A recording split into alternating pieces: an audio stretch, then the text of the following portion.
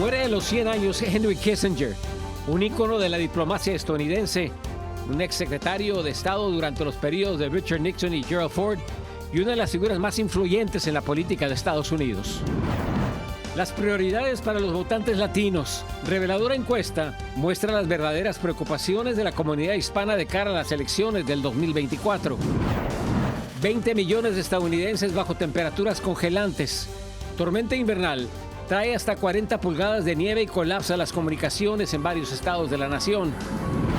La historia de Gilbert y Hillary, una familia venezolana que superó al río Bravo y se entregó a la patrulla fronteriza. Charlamos con ellos desde un centro de detención en el estado de Texas. México, el país más peligroso del mundo para ser periodista. En los últimos días, reporteros fueron baleados y otros secuestrados. Informar a la gente puede costarles la vida. Nayib Bukele, listo para dejar la presidencia. El mandatario salvadoreño comenzará su campaña de reelección con un alto índice de aprobación. Así iniciamos cierre de edición. Muy buenas noches, bienvenidos a cierre de edición. Les informa José Armando Ronstadt. Iniciamos este miércoles con el fallecimiento de un gigante de la política estadounidense. Estamos hablando de Henry Kissinger, que ha fallecido a sus 100 años de edad. El famoso hombre duro de la política exterior de este país, que ejerció como secretario de Estado durante los mandatos de Richard Nixon y de Gerald Ford. Hasta el momento se conoce que el político falleció en su casa en Connecticut. Kissinger es recordado por su legado diplomático y por marcar la política exterior estadounidense durante décadas. Entre sus más notables logros se encuentran el llamado deshielo con China para lograr abrir un camino para la visita histórica del entonces presidente Richard Nixon a la capital del país asiático en 1972, logrando el ascenso de China en la economía global. También jugó un papel importante para poner fin a la guerra de Vietnam, por la cual se hizo acreedor polémicamente del Premio Nobel de la Paz, que no recibió en persona por miedo a manifestaciones en su contra. Fue fuertemente criticado por su supuesto respaldo a las dictaduras, sobre todo en Sudamérica y en especial en Chile, en donde Estados Unidos ayudó a llevar al poder a Augusto Pinochet.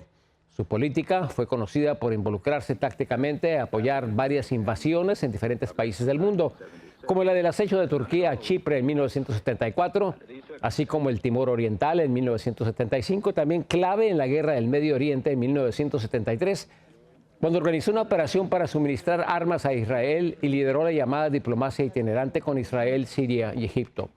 Su muerte fue anunciada por su firma consultora esta noche sin dar mayores detalles. Pasamos a otras cosas.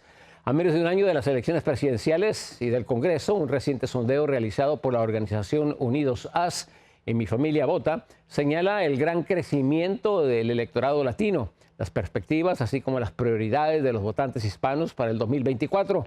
Dayani López nos tiene más detalles. Dayani, muy buenas noches. José, muy buenas noches. Y esta encuesta es la primera en su tipo y proporciona importantes datos sobre temas, preocupaciones y prioridades que tienen los latinos para las elecciones del 2024. Importante resaltar que los hispanos se han convertido en el segundo grupo de votantes elegibles más grande de Estados Unidos.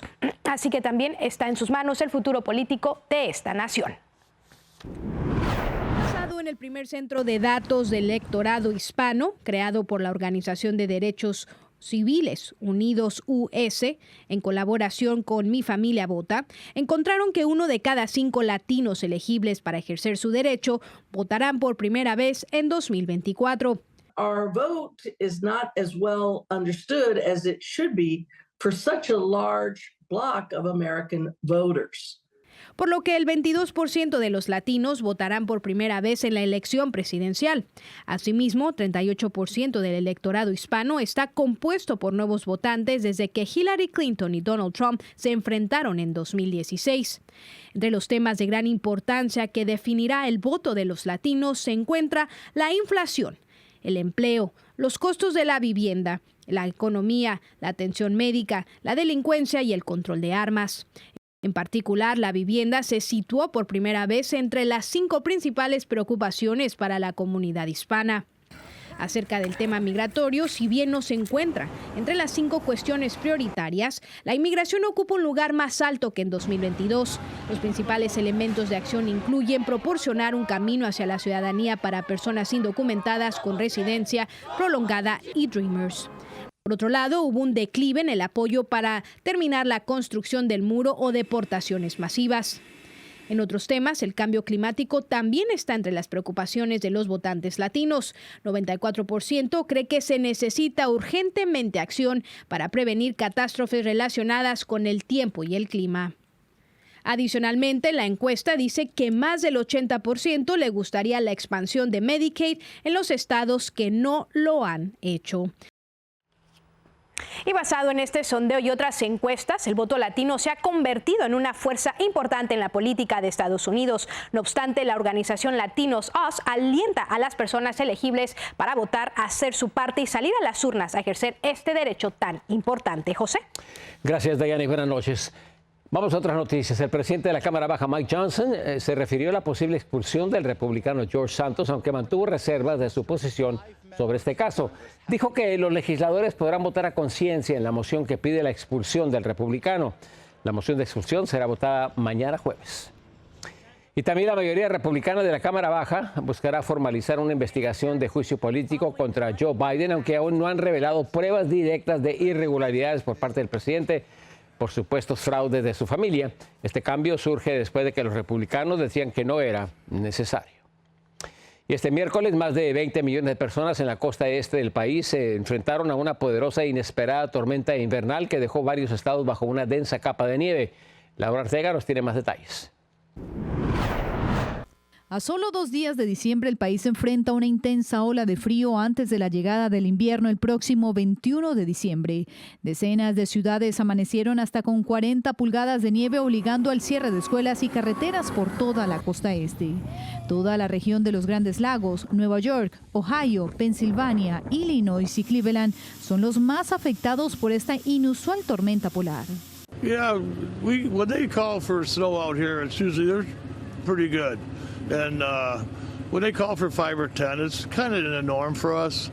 Según el Servicio de Meteorología, la mañana de este miércoles fue la más fría de la temporada hasta ahora en esa región, que se extendió hasta Florida. Incluso informaron el descenso de la temperatura de unos 20 grados en todo el país, a raíz de un fenómeno natural conocido como efecto lago, que ocurre cuando una corriente fría del Ártico pasa por encima de los lagos de agua más cálida, y estos se convierten en gigantescas nubes que provocan la nieve. Aunque las advertencias de nieve por efecto lago ya expiraron, aún se espera 1 o 2 pulgadas adicionales en algunas áreas. No, el mismo clima te mantiene, tú aprendes a vivir en este clima. Pero lo más importante es la ropa que usas. Esa ropa de alpinismo, esta no sirve.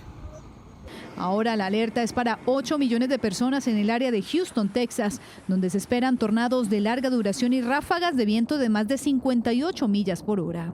Pero la buena noticia es que mientras nos acercamos al fin de semana, las temperaturas de otoño volverán a la normalidad. Para Noticias Estrella TV, Laura Ortega. Este miércoles, Hamas dejó en libertad a un rehén israelí estadounidense. El presidente Joe Biden confirmó la noticia. Se trata de Liat Beinin, de 49 años, quien se encontraba secuestrada por los rebeldes desde hace 54 días. Beinin estaba entre los 16 rehenes liberados este miércoles, en el último día de la extensión de la tregua entre Israel y Hamas. Y la dura travesía hacia Estados Unidos de una familia venezolana por fin culminó al desafiar con su pequeña hija las temibles aguas del río Bravo. Sierra Edición logró hablar con ellos desde el centro de detención, donde permanecen ya en territorio estadounidense. Efraín González, desde Piedras Negras, Coahuila, nos tiene su historia. La mayor meta es que nos dejen ingresar al otro lado, ¿no? Claro. Que uno pueda ingresar y te dejen pasar, que el esfuerzo no quede en vano. Gilbert, junto a su esposa Urdelis y su pequeña hija Hilary, llegaron a la frontera de Piedras Negras tras 2 meses de agónica travesía desde que salieron de Venezuela. En el límite de la fatiga, los 3 miembros de esta joven familia conservan intacta la ilusión de una nueva vida en Estados Unidos. ¿Quieres cruzar a Estados Unidos? ¿A dónde quieres ir? A la casa nueva. No ha sido muy duro porque no aceptan que nadie nos ayude ni nos coopere en nada. Uno sufre más como nos tratan a lo que uno tiene que pagar. Ordelis es atendida por voluntarios de Cruz Roja que curan heridas en sus pies por caminatas de días enteros, al seguir prohibido que los migrantes usen transporte para llegar a la frontera. Las piedras calientes, el sol. A veces uno agoniza, se marea, se estresa. Pero aquí vamos. Esta familia tuvo la fortuna de sobrevivir al haber estado a punto de ahogarse en el río Bravo. Así lo constató Gilbert, con quien platicamos ya estando en Texas con su esposa e hija. Narró que el día de su arribo entraron al único albergue que opera en Piedras Negras, de donde fueron sacados de madrugada para cruzar el río en la oscuridad. A las 2 de la mañana ingresamos a cruzar el río Bravo. Sentí como ser humano pánico. Un muchacho que casi llegando a la orilla fue que me ayudó a terminar de cruzar porque ya me estaba llevando al río. Los rostros de cansancio se han tornado de felicidad tras superar esta extrema travesía. Mira, el sacrificio valió la pena. Pensé que no lo iba a lograr. Gilbert Ordelis y la pequeña Hilary fueron enviados a un albergue en Laredo. De ahí partieron a Denver, Colorado, donde trabajarán por una nueva vida. Desde Piedras Negras, Coahuila, Efraín González, Noticias Estrella TV. Una breve pausa, regresamos con más información. Sigan con nosotros. Periodistas mexicanos corren peligro. Cumplir con su misión de informar les puede costar la vida. El presidente de El Salvador está listo para dejar su mandato, pero lo hace todo esto en busca de su reelección. El astronauta José Hernández visita una escuela de Los Ángeles para inspirar a los jóvenes a realizar sus sueños. Regresamos con más.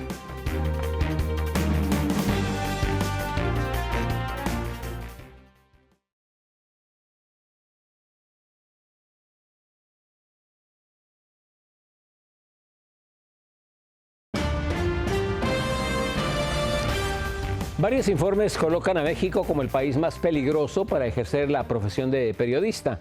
La violencia contra varios comunicadores ha escalado en los últimos días. Vamos a la Ciudad de México. Arturo Vega nos tiene más detalles. Desde el año 2022, México se convirtió en el país más peligroso para ejercer periodismo. Así lo informó el Instituto Internacional de Prensa y la organización Reporteros Sin Fronteras. ¡Justicia! Comunicadores de distintas regiones del país han sufrido ataques en las últimas semanas. El pasado 23 de noviembre, 3 periodistas de Taxco fueron privados de su libertad. En Apatzingán, Michoacán, un reportero fue atacado a balazos en su negocio particular. Y el último caso sucedió en Guerrero. Hombres armados balearon a 4 reporteros que regresaban de una cobertura en Chilpancingo. 3 de nuestros compañeros se encuentran convalecientes con balas en el interior de su cuerpo. Según Artículo 19, una organización que vela por la seguridad de periodistas, en lo que va del año se han registrado más de 150 agresiones a comunicadores, entre los que destacan los asesinatos de 9 reporteros. El 98% de estos crímenes se mantiene impune. Guerrero ha estado en los titulares por circunstancias que refieren a cómo el crimen organizado ha mostrado su poder sobre el propio gobierno estatal y también otros estados como Michoacán o como Tamaulipas, que también es uno de los estados donde más asesinatos de periodistas se han registrado. Ante estas agresiones, el gremio periodístico se ha manifestado en la capital del país exigiendo justicia, ya que las amenazas no solo son de organizaciones criminales, sino que hay casos en donde las propias autoridades los amedrentan. Hubo una irrupción de un grupo de policías estatales, los mismos que me daban y que se supone que me estaban dando la protección por ordenamiento del mecanismo protector de periodistas. Freddy López, presente. Jacinto Romero. El presidente de México, Andrés Manuel López Obrador, aseguró que los periodistas secuestrados en Taxco han sido liberados y lamentó la crisis de violencia que vive este gremio. Desde la Ciudad de México, Arturo Vega Vivanco, Noticias Estrella TV. La Agencia de Seguridad Cibernética Federal emitió una alerta de ataques informáticos a empresas de servicios de agua. Esto después de un reciente ataque a una empresa en Pensilvania que dejó sin agua a 2 poblados cuando los delincuentes cibernéticos paralizaron equipos de bombeo. La agencia advirtió vulnerabilidad en sistemas del control industrial en otras instalaciones también. Regresamos después de la pausa. Tenemos más noticias en cuestión de minutos.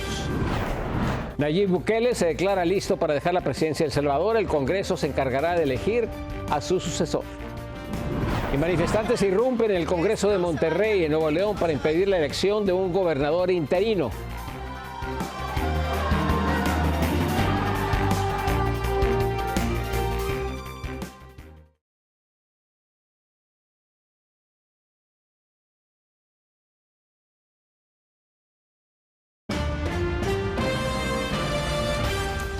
En El Salvador, el actual presidente Nayib Bukele anunció oficialmente que dejará su mandato en los próximos días con el fin de dedicarse de lleno a su campaña de reelección. Walter Peñate tiene todos los detalles. El pueblo salvadoreño va a decidir El presidente Nayib Bukele dio a conocer que en pocos días dejará su cargo para dedicarse a su campaña de reelección en miras a las elecciones del 4 de febrero. Como todos ustedes saben, en aproximadamente 3 días voy a pedir una licencia a la Asamblea Legislativa para dedicarme a la campaña y no voy a estar en funciones como presidente. Sus actos tienen consecuencias. En la misma reunión, el presidente Bukele pidió al fiscal general que investigue a todos los funcionarios de su gabinete para determinar que todos trabajaron con honestidad, pero si alguien está ligado a actos de corrupción, que sea procesado. Le quiero pedir en público de que investiguemos a todos los que están acá. Para atrás y para adelante. Yo me imagino que pues no hay ningún problema, ¿no? Yo no voy a ser el presidente que no robó, pero se rodeó de ladrón. Pero que me recuerden como el presidente que no robó y que no dejó que nadie robara. El Parlamento está reunido en una sesión plenaria donde se espera conocer los designados a la presidencia y vicepresidencia durante los restantes 6 meses que quedan de gobierno. Sin embargo, hasta el momento se desconoce quiénes podrían ser los sustitutos. Si ahora no podemos tener nosotros esa solicitud, ¿verdad?, de parte de presidencia, pues a lo mejor si la tenemos mañana, pues mañana hacemos una extraordinaria. Todo indica que en las próximas horas el presidente Bukele enviará la solicitud respectiva a la Asamblea Legislativa para poder conocer quiénes son los próximos designados a la presidencia y vicepresidencia. Desde San Salvador, El Salvador, Walter Peñate, Noticias, Estrella TV. Este miércoles, el Tribunal Constitucional del Perú volvió a ordenar la libertad del expresidente Alberto Fujimori. La noticia estremeció varios sectores del país, mientras que simpatizantes del exmandatario se dirigieron a la cárcel donde está recluido para festejar el anuncio. Incluso estuvo presente su hija Keiko. Fujimori, como se sabe, cumplió una condena de 25 años por actos delictivos durante su administración. Y un verdadero caos se vivió esta noche en el Congreso Estatal de Nuevo León, en México. Decenas de manifestantes irrumpieron a la fuerza para impedir la elección de un gobernador interino luego de la licencia de Samuel García para hacer campaña a la presidencia del país. Las autoridades recurrieron al uso de gases lacrimógenos para tratar de controlar la situación. Aún no se sabe cuándo podrán reanudarse los trabajos legislativos en ese lugar. Y el astronauta mexicano-estadounidense José Hernández visitó una escuela en la ciudad de Los Ángeles, California, para inspirar a los niños a lograr sus sueños. José Luis Muñoz estuvo presente y nos tiene los detalles. Cuando el astronauta José Hernández ingresó a la escuela Ánimo Legacy, recordó a Miss John, su profesora de 2º grado, quien con una analogía logró que su padre cambiara el estilo de vida nómade al que él y su familia solían vivir al dedicarse a la pesca o a la cosecha en California. ¿Qué pasa si le doy un arbolito frutal en maceta y le digo que lo plante en un solo lugar? Y luego cada 3 meses me lo replanta en otro lugar. Y mi papá dijo, pues eso es fácil. El árbol se va a quedar chiquito, débil y no va a dar fruta porque usted no está dejando la raíz crecer profunda. Ese fue el primer cambio que dio un giro de 180 grados en su vida académica, pero el más significativo cuando tenía 10 años y vio por televisión el alunizaje del Apolo 17 en 1972. Porque en ese año tomó la decisión de algún día convertirse en un astronauta. No, pues es algo muy bonito, una experiencia increíble y ahora pues, utilizo esa experiencia para servir como un ejemplo a seguir. En la biblioteca de la escuela Ánimo Legacy, José Hernández autografió libros, dio una charla y respondió preguntas a los estudiantes, para que el ejemplo de su perseverancia sirva de inspiración para los niños, muchos de ellos de bajos recursos. Bueno, y la receta del éxito que también escribe en su libro el astronauta José Hernández es: determina tu propósito en la vida, reconoce qué tan lejos estás, cuál es tu camino, prepárate, estudia y perseverancia es algo que él agregó de su propia cosecha. Ese es todo el reporte que tengo. Les informó José Luis Muñoz desde el sur de Los Ángeles. Noticias Estrella TV. Más noticias en cuanto regresemos de esta pausa. Sigan con nosotros. Un hombre fuera de control causa estragos en el pleno corazón de Manhattan. Tenemos las imágenes y los detalles al regresar.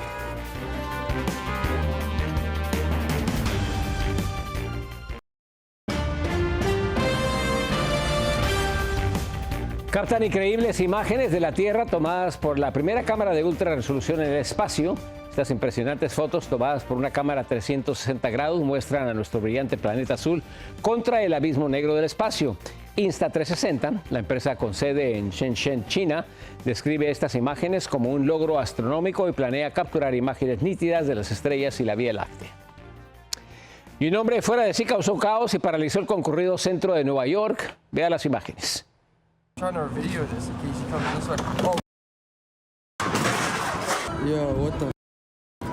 El hombre, identificado como Terrence Brook, de 37 años, se robó un auto de lujo, chocó contra un taxi en pleno corazón de Manhattan. Actuando erráticamente, aprovechó el caos para acostarse delante de un autobús lleno de pasajeros y luego se subió al techo de una camioneta donde finalmente fue capturado por las autoridades. ¡Qué barbaridad! A continuación viene en vivo, regresa Nitzia Chama, todavía no tiene nombre para la bebita, es el gran misterio que queremos resolver. Está con Juan Alberto Santos, yo soy José Armando Ronstadt, los espero mañana una vez más en su Noticiero Nacional Cierre de Edición. Agradecemos como siempre su sintonía. Muy buenas noches.